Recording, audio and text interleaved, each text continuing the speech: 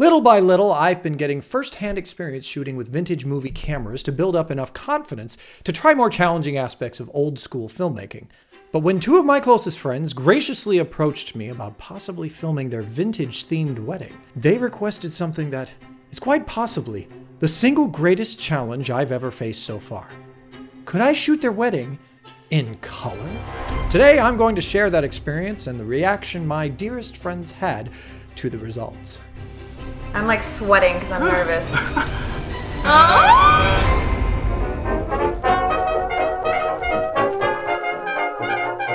Hey everyone, I'm Andy the Vintage Filmmaker, and I'd like to see a little more vintage in our movies. If you're new here, welcome to the channel! This is where I like to share my passions about old school filmmaking and other things I find interesting and worth doing.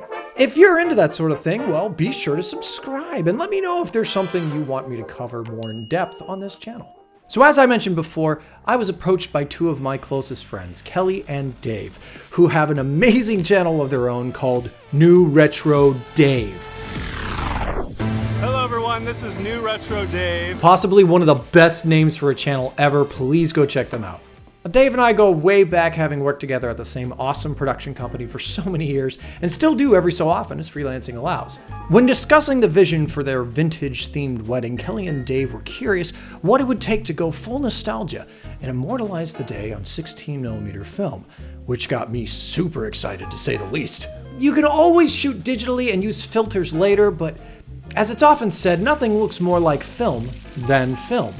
And for a once-in-a-lifetime opportunity, why not do something truly unique to immortalize the day? So needless to say, I was 100% on board with this. However, as I started to give examples of how beautiful they were going to look in black and white, Dave let me know that wasn't actually their vision. They expected that this film should be in color, something I'd never done before with my vintage cameras. But you might be asking yourself, Andy, why stress? What's the big deal? I mean, how hard can it be? To understand a little bit of where I'm coming from, it's important to distinguish the key differences of shooting color film from shooting black and white. Now, like with all film, you are entirely dependent on the characteristics of the particular stock you choose ahead of time. Everything from grain level to contrast, and most importantly about color, is the type of lighting situation you're going to be in. Specifically, if it's orange tungsten light versus blue outdoor daylight. In the video world, we're so used to having the ability to change the white balance on the fly, simply throwing up a white card and taking a reading with the push of a button. But of course, with film, that white balance is almost entirely baked in. There's also a lot of nuanced color science magic ingrained into the film, determining how it reacts in different lighting scenarios, like prioritizing skin tones for portrait subjects versus landscapes and nature scenes, etc. These individual looks are signatures of the company that made them. Things will look different if you shoot Fuji Eterna versus Kodak Vision, for example.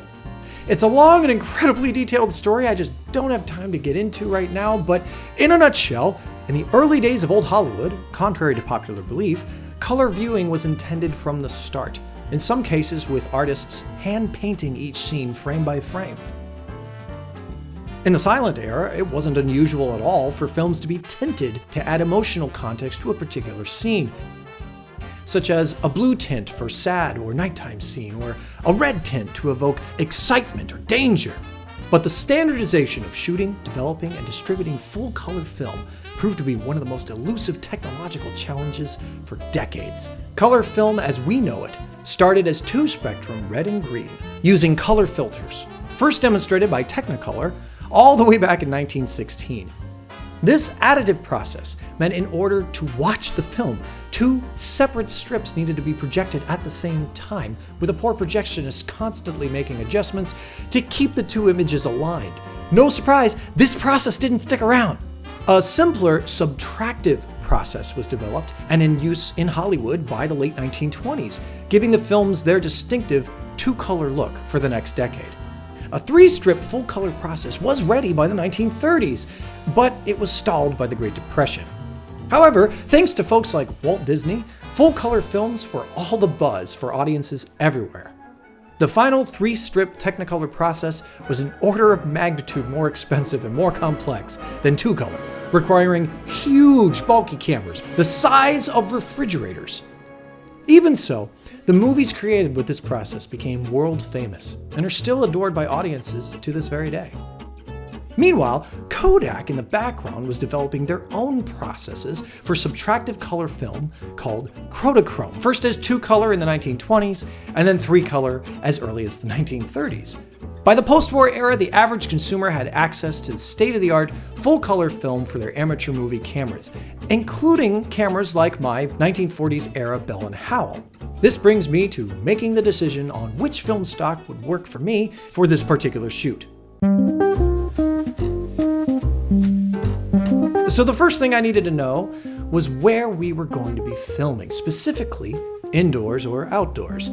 We lucked out and it appeared that the location was going to be outdoors in the shade. For me, this meant I needed a daylight balanced film such as Kodak Vision 250D or 50D. I headed to what's become my favorite place to shop for film online at the filmphotographyproject.com, which I cannot recommend enough. And no, they're not even paying me to say that. However, I was disappointed to see that apparently my preferred stock of double perf film was so popular, it was sold out. Not having time to wait around, I needed to find an alternative fast. Thankfully, when I first got my camera, it came with a lot of accessories just for shooting color, specifically filters to place in front of the lens, including a blue filter and an orange filter. Now, why use color filters? Even with the best planning, often as a filmmaker, you're probably going to find yourself in a situation that requires you to adapt. For instance, loading up tungsten film when suddenly you need to hop outside. What do? You unload the tungsten film and load up daylight balanced roll as fast as you can, only to miss the moment that you were there to cover in the first place? No, of course not. Instead, we can just pop on an orange tungsten balanced filter in front of the lens. This changes the otherwise blue daylight from the outdoors to appear closer to tungsten light to the film. And since I already had those filters, I decided I could get away with using an available tungsten stock outdoors, specifically Kodak Vision 3 500T. However, I was still pretty nervous about shooting 500T. The 500 is the ISO, which is a lot higher and therefore brighter than anything I'd shot thus far, which meant I would need to rely on old-fashioned manual light readings to make sure I wasn't overexposing. Graciously, I was invited to the rehearsal at the wedding location, which gave me invaluable first-hand knowledge of the lighting conditions and what to expect. But of course, you can do all the prep and rehearsals you want. When it comes to the big day, whatever happens is going to happen. And it did. The morning of the big day started with a somewhat ominous occurrence for me as I woke up to a block-wide power outage in my area caused by a car collision the night before. True story. But ironically, this wasn't a problem for me as I'd planned to load up the footage in total darkness anyhow, using my extremely professional home laboratory. Definitely not a bathroom. Although in the past I've noted you can get away with loading what's called daylight 16mm reels without the need of total darkness, I decided to go with this extra step as I wanted to squeeze every last possible frame I could out of my one reel of color film. With that out of the way, I arrived on the scene decked out in my vintage-appropriate filmmaker attire, complete with newsboy cap per request of the bride, who I was not wont to disappoint. I was of course excited and anxious as I really wanted to do a great job for my friends, but mostly because I had no idea how this was going to work. I need to note for this section, unfortunately, I don't have any behind-the-scenes footage of me shooting. Remember, I'm just one guy. But for general coverage, I primarily shot digitally, using an in-camera stock simulation and vintage lenses to try and give it as much of a soft vintage feel as I could. I then saved the precious 4 minutes of film for those more rare moments. The first opportunity arose as we got with the photographer for reveals and pre-ceremony formals. And in a flash, I got the camera set up and started rolling. The first time I did this, it totally startled the photographer with the sound of the camera, which to the uninitiated is understandable. It's a strange mechanical whirring. that they've never heard before. I think she said something like, "I've never heard that before." My personal process is mostly to hang back and follow the photographer's lead so I can get more fly-on-the-wall type documentary coverage. I find this is simpler and lower stress for the bride and groom, as we want them to be as relaxed as possible. Plus, photographers usually have great ideas for posing the couple, which allows me just to focus on getting a good shot. On that note, my friends were absolutely glowing and made for the ideal photogenic pair. The venue was also beautiful, and even though it was a little intimate, there was plenty of room to shoot since everyone was responsible and socially distanced. Now, one of the first shots we did, I may have gotten a little too excited. We were just inside on the porch, and I thought Kellie and Dave were just going to walk by, so I started to tilt. But suddenly, they stopped for a kiss, which I wasn't ready for. Without thinking, I quickly tilted back up, forgetting about the momentum that this heavy camera had, and BAM! I clocked myself right between the eyes.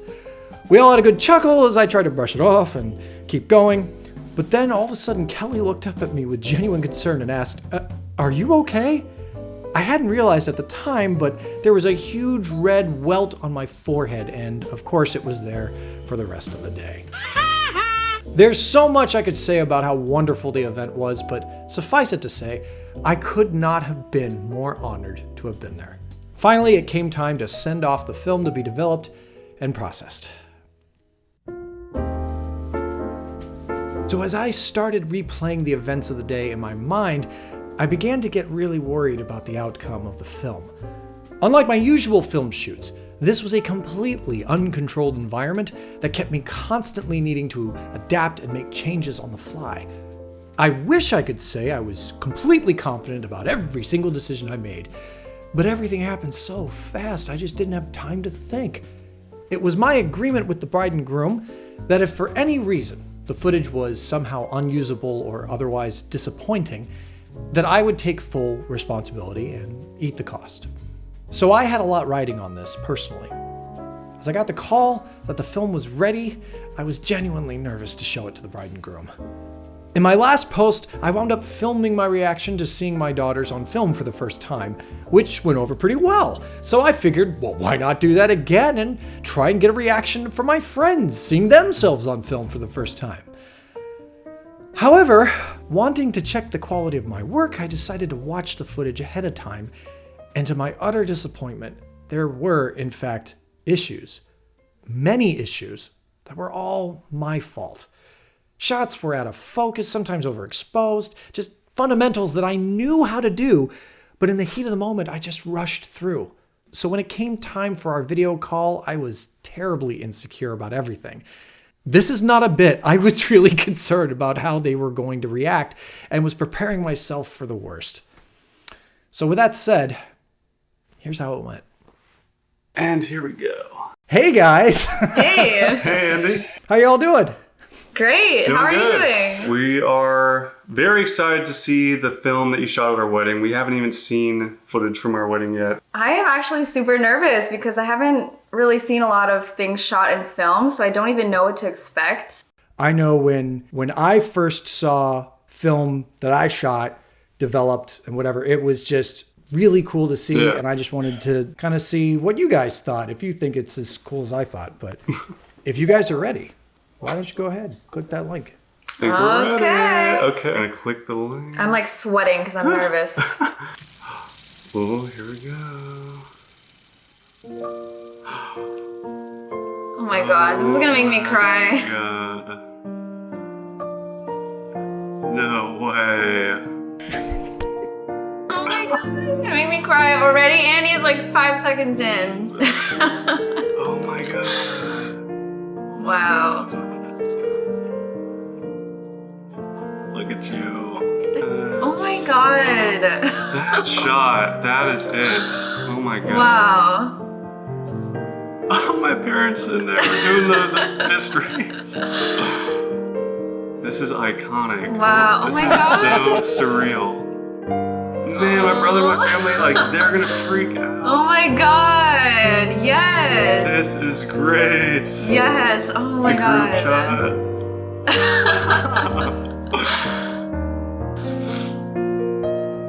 Oh Yeah, that was so good. Oh my god, I love that. I'm sniffling because I want to cry. There it is. Yes! Oh, Walking. Oh, that's so great. Wow, the night stuff even came out. Nice. Smoking the cigars. Wow. Under the chandelier. Wow. Or like Jinx. Oh. Wow. That's so precious. Oh my god, Andy, that like blew away my expectations. Are you kidding Did it? me? Oh, good. Dude. That was incredible, man. So I have a confession. I was really nervous how you guys were going to react because that was a first-time experience for me. I've videoed a lot of events and a lot of weddings. I've never filmed one like that before. So Wow. to me, this was just as exciting to get the film back. I feel like it looked so delicate, and that's what I really liked. Was we were like floating, and it was such a magical moment. Very dreamlike, and that's Yeah. exactly how it felt. So like, it looks the same as we felt, if that makes sense. I completely agree, and I don't know what gives it that quality, but there is something magical and dreamlike when you see it, you see the results. I guess that's like a depiction of how great it was. It just brought emotion. So That was beyond my expectation. Like, it was perfect. Well done.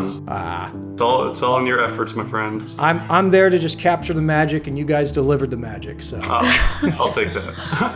you're gonna get the actual film, so you can hold it up to the light. oh my god! Cool. Damn, that's gonna be surreal too, just seeing us on the film itself. Thank you, Andy. I can't Dude, wait to show this to my family. Wow, dude, chef's kiss. Amazing job. Thank you guys. We're Thank hiring you so for much. all of our weddings, by the way. Oh, great! Thanks, Kelly and Dave. You guys are the best, and I love you both so much. Thanks for everything. So there you have it. Just goes to show that sometimes we're our own worst critics, and even stuff that we might personally hate ourselves may in fact be valued and appreciated by someone else. In a deeper, more philosophical sense, if you allow me, I think filming is a lot like being in love. Although we try to do our absolute best, the point isn't that we're out to create perfection. It's allowing whatever happens to happen and trusting that as long as you truly care about what's going on, it'll all turn out okay. The big thing is simply taking the shot or flipping that commitment switch. Looking at you, Dave. All right, that's enough sap. But seriously, if you or someone you know is getting married soon and you'd think they'd be interested in going full nostalgia and immortalizing the day on film like Kelly and Dave did, well then please reach out to me. I would be so excited to be there. As we speak, I'm even in the midst of building a niche film service for weddings and events, just to offer on my website. So if anyone's interested, be sure to check it out. Also, I wanted to announce that we recently hit a personal milestone of 100 subscribers. That's still growing as of the release of this video. What? I mean, gosh, guys, that means so much to me, and I can't thank you enough. You are all helping to make dreams come true. Of course, if you have any ideas for future projects or just want to say hi, feel free to reach out to me on all my social medias. Just leave me a comment or whatever, the internet. Well, that's going to do it for me, folks. I'm Andy, the Vintage Filmmaker, and until next time, here's to seeing a little more vintage in our movies. Oh, really? Hello, Titanic? What? This is where I like to share my passions about old school filmmaking and other things. Why am I like cracky crack crack? These individuals. This changes the otherwise blue daylight from the outdoors to peer closer to tungsten. I look like the guy from Raiders of the Lost Ark. Good evening, Fräulein. Why don't you tell me where the piece is right now? Fräulein Ravenwood, let me show you what I am used to. How y'all doing? Great. Doing How are good. you doing? We are so fake. We're trying so hard. How but are you doing? That's all right. How are you? No, Oh, ones. It's okay. No, it's I don't even know what to expect. How dare you copy what I said? I'm ready to watch it. Let's do it. That do you was guys say? lame. Okay.